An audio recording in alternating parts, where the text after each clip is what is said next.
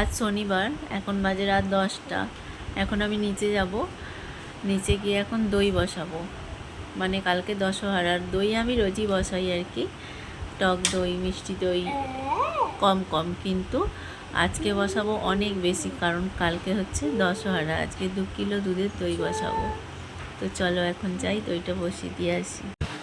দেখো রান্নাঘরে চলে এসেছি। এখানে নিয়ে নিয়েছি 2টো আমুলের প্যাকেট। এখানে 500 করে দুধ আছে, আর বাকিটা গরুর দুধ ছিল।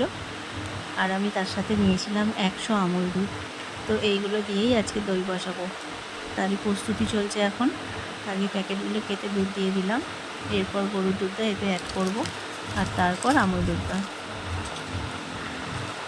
দই বসানো জানি না কেন নিজের ভালো নিজে বলতে নেই, মানে নিজে কোনো জিনিসই ভালো পারি এটা বলতে নেই, তবু বলছি যে দইটা খুব ভালো বসাতে পারি। মানে আর কিছু ভালো পারি কি জানি না, যদিও দইটা খুব ভালো বসাতে পারি। মানে খেয়ে যারা খায় আর কি, খেয়ে বলে যে একদম দোকানের মতো হয়েছে, এরকম ব্যাপার। তো এই যে দেখো বাতাসাটা দিয়ে দেবো। এখানে একদম লাল বাতাসাটা নিয়েছি যাতে কালারটা ভালো হয়। আর তাছাড়াও আমি কালার করার জন্য একটু চিনিকে পুড়িয়ে দিই আর কি, যাতে লাল ভাবটা আসে। বাতাসা দিলাম আর তার সাথে চিনিটা অ্যাড করে দিলাম। এখানে চিনি আর দুধের পরিমাণটা ঠিকঠাক একটু মেপে দিতে হয়, যাতে ভালো হয় আর কি। তো ভালো করে ফুটিয়ে নিয়েছিলাম, নিয়ে একটু ঠান্ডা করে নিয়েছিলাম।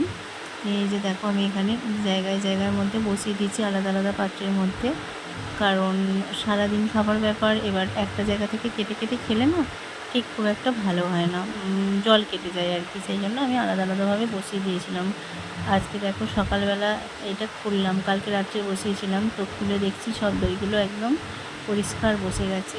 তো এটা একটা টেনশান থাকে কেমন বসবে না বসবে, তো খুলে যখন দেখি না খুব আনন্দ হয় যে এত সুন্দর দই বসেছে।